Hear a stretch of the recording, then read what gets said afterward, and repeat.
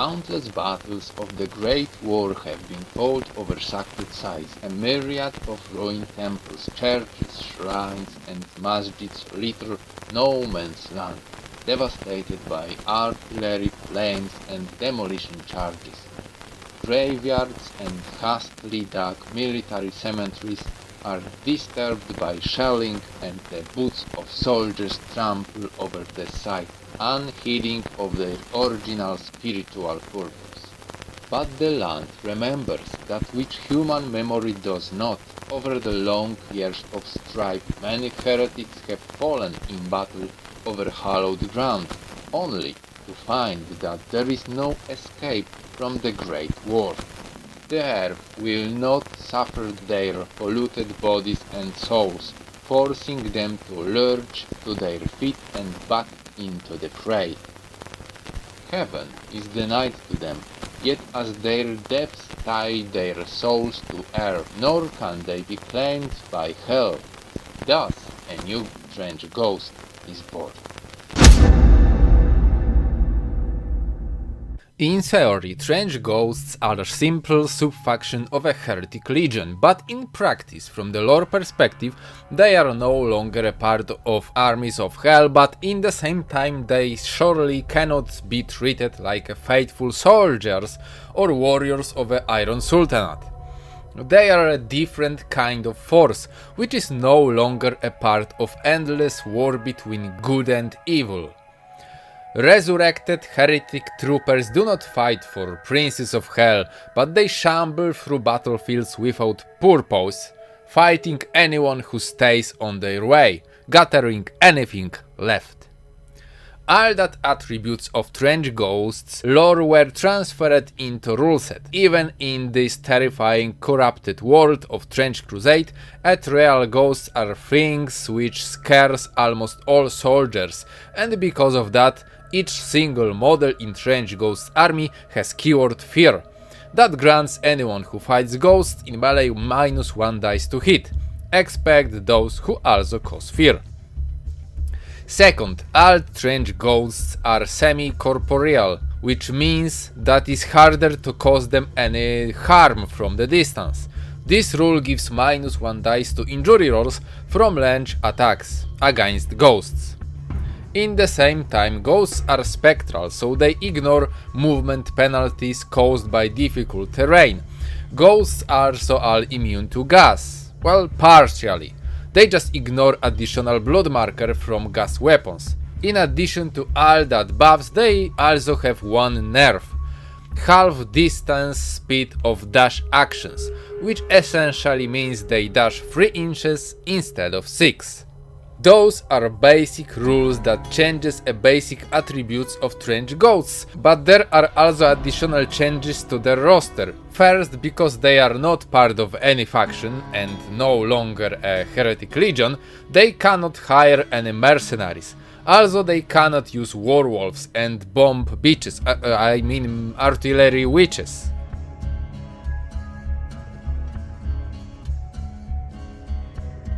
To reward those restrictions, Ghosts gets other options to their army.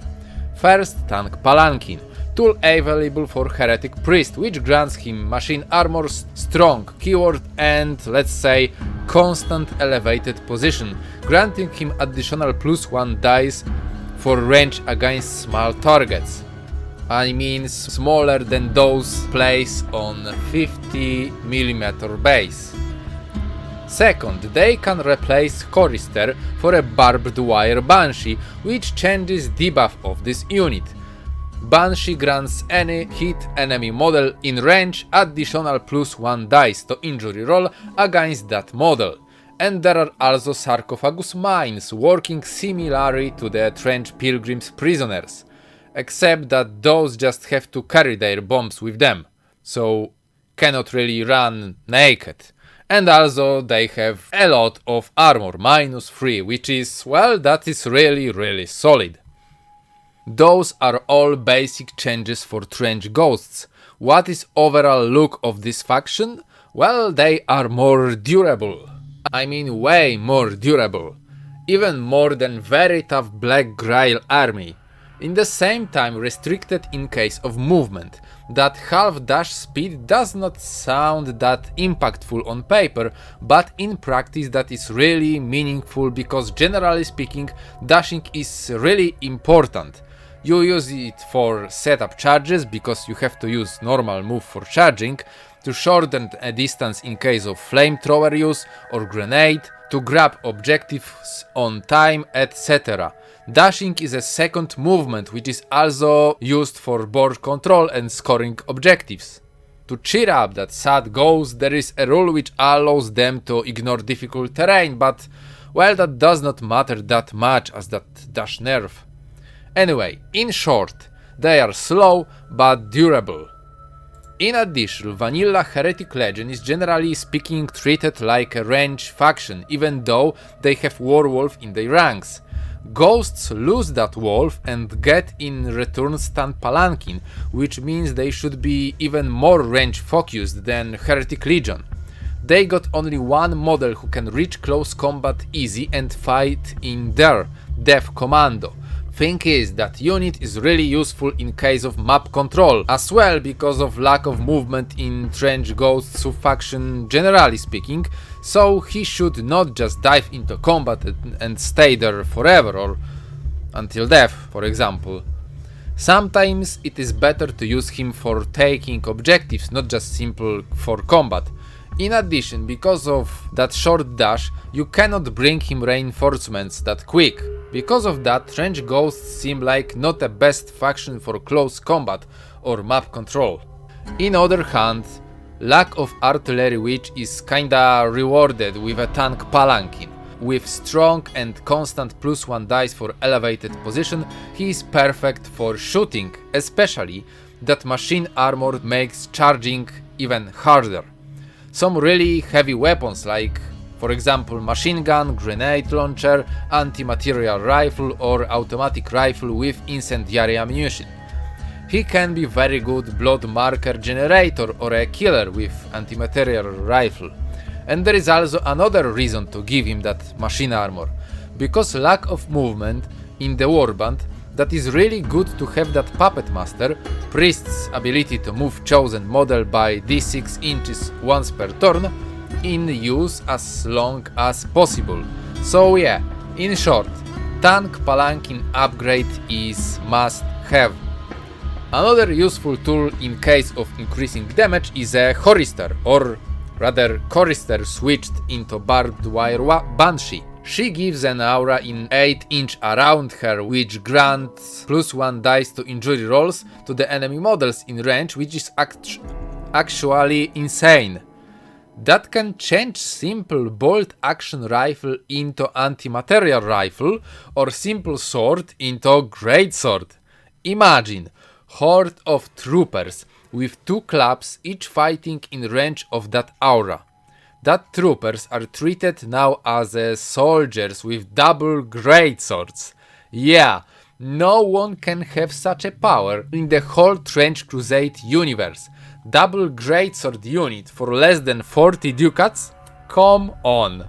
Main thing is all that ghosts have to reach the combat, and in the same time Banshee has to be alive.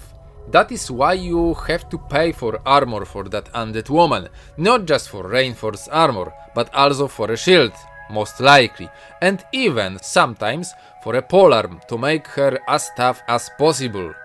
You might say that polearm is a waste of her +1 dice in melee, but well, in short, her buff might be better than her melee skills anyway. That is why I would like to keep her alive instead of putting her into melee combat, but that depends on preferences, really.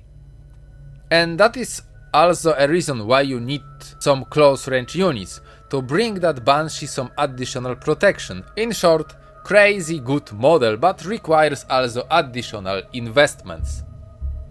Now, the units. First, Anointed Heavy Infantry. They lose Infernal Brand Mark, so they are no longer immune to fire, but they are tougher anyway, because of all those Trench Ghosts bonuses. Instead of fire, they are immune to gas, for example. So we got pretty universal unit there. Because of strong keyword, Anointed can carry heavy range weapons, especially grenade launcher. Machine gun is a bit risky because shooting of this ends activation, which means that might reduce speed of a unit even more. In addition, +1 range might be not efficient for a machine gun and for anti-material rifle as well. If you want to carry those weapons, you would rather looking for a good spot to stay and shoot from their whole game. That means your Dev Commando will be left without support and your Banshee without protection. Those can still handle that with the help of some other units, but well, there is also clever maneuvering needed in that case. To fill that gap, that might be good idea to use heavy flamethrower for Anointed, which is second best weapon in the game after heavy shotgun, probably. Also, if you take anti-material rifle for your palanquin, there is still automatic rifle with incendiary ammunition option 3. Another great weapon combination to use, with an assault that might be also combined with a solid melee weapon, like Hellsword if there is any glory left, or Greatsword. Those guys are really important.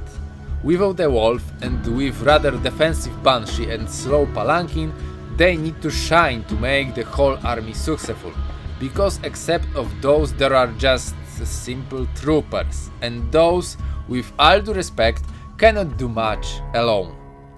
No bonuses, slow movement, no additional keywords, that make them rather useful for grabbing objectives, not for fighting. Especially with their ghostly bonuses, which grants them durability. Arming troopers really depends of your idea and needs, so I cannot really tell you much about that.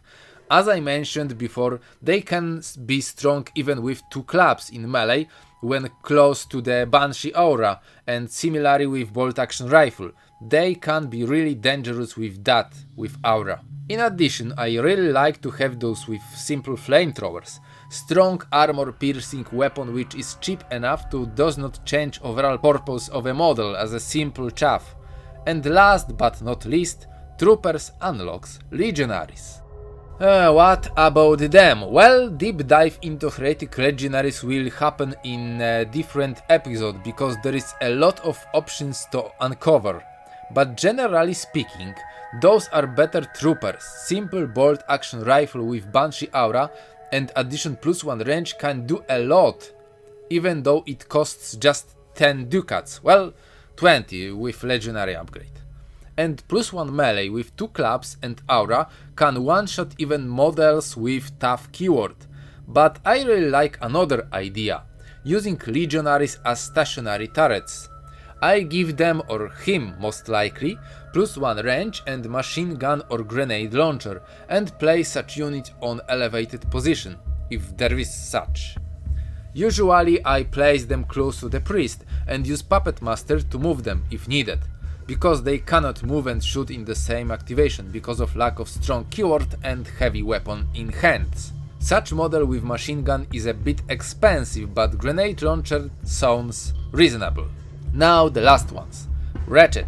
Useless trash generally speaking, but in case of trench ghosts, they might be used for annoying your opponent. Simple because they are really hard to kill. Even simple ratchet with a knife can stand a long time against a lot of opponents. And imagine how long would it hold with additional shield and polearm.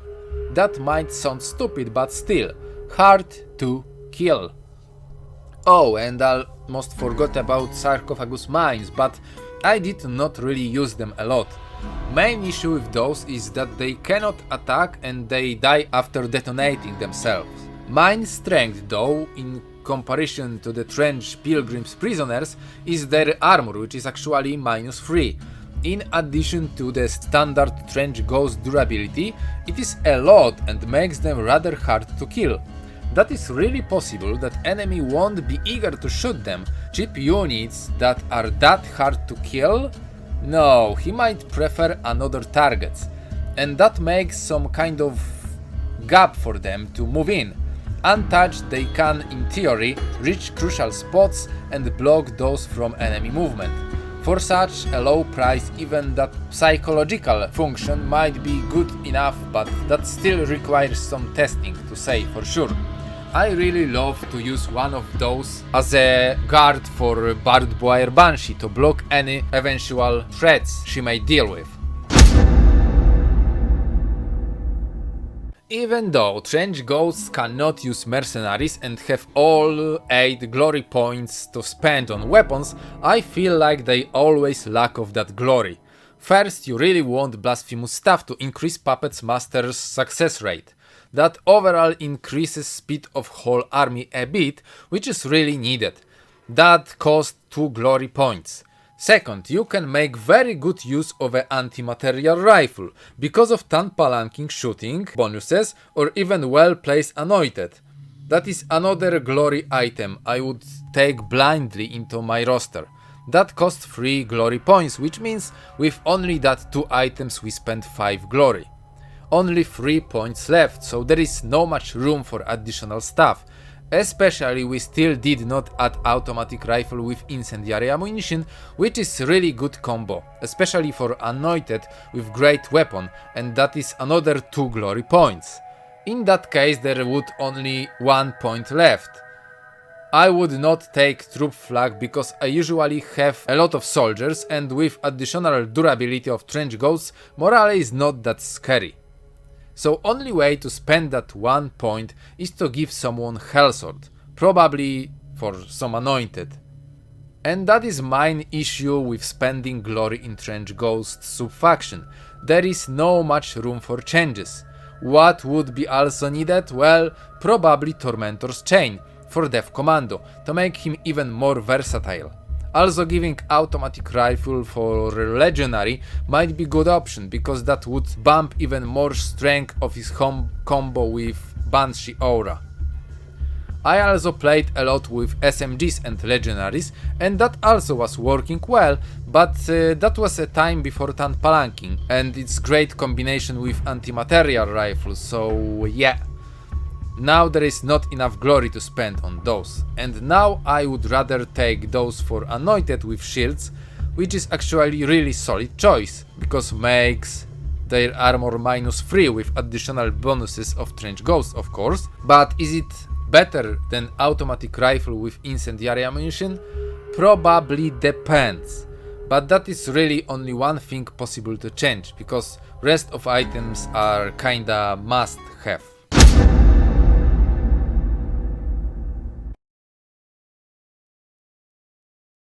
That might be a bit boring, but also might be the best and safest option to play.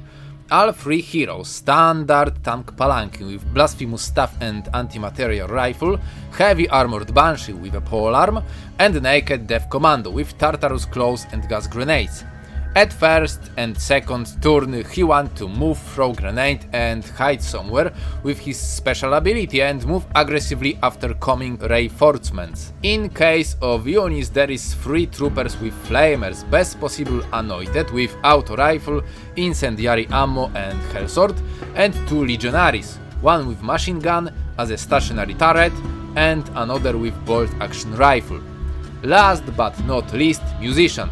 But sometimes, instead of him, I would take Sarcophagus Mine to sit near Banshee and protect her. For rest of the points, feed there also 1 Wretched with a knife. Overall list have decent long range shooting with anti-material rifle, fire auto rifle, machine gun and bolt action rifle, all with at least +1 range and potential Banshee bonuses. And also decent close range shooting with 3 flamethrowers and mentioned auto rifle and some gas grenades. Main weakness is melee, because there are only 2 models good with it, Anointed and Death Commando. Thing is, Commando has no armor, so you would have to be very careful and patient with him.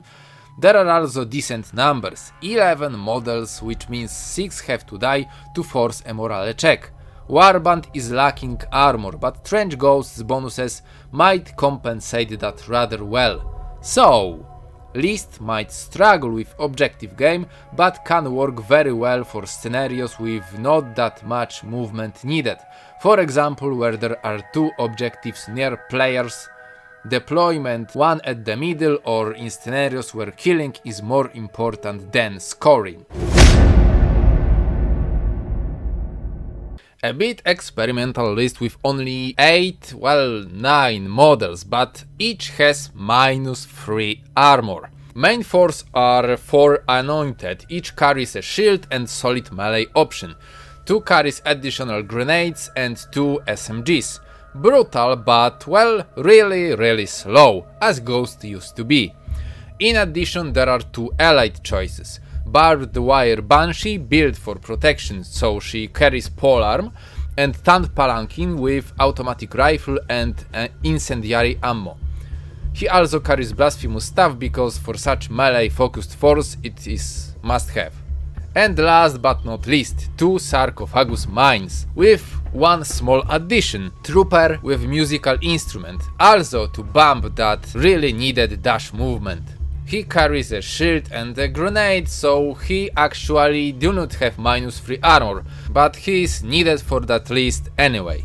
Well, I have never ever had enough courage to test that list before, so that is just a theory, but you know, we have -3 armor everywhere here. Normal rolls require double 6 to kill such a model, even with bloodbath that might be hard to obtain. But in the same time, we live in times where armor piercing is kinda a meta thing. There is a lot of flamethrowers, gas grenades, Prussians with satchel charges, etc. Antioch can carry 3 satchel charges, which means that they can kill 3 of our models rather easy, and that is almost half of the list. Thing is that Ghost has also that awesome -1 dice for injury rolls for range attacks, which is actually impossible to ignore, of course. Anyway, I think that overall, all that might not matter much, because at the end, one thing that can kill that list is slow movement and lack of map control, not any weapon of the enemy. We had armored ghosts, and now we have something quite the opposite, anti-armor ghosts. There are again 3 allied choices, but built a bit different. Tant Palanquin carries auto rifle with fire ammo, and Banshee is lacking armor, but she carries flamethrower instead. Now, I think that for such a build, Chorister might be better to increase survivability of these guys even more by making attacking harder for the enemies, but well, I took Banshee just because I love her buff generally speaking. Anyway, there is also naked death commando with claws and gas grenades.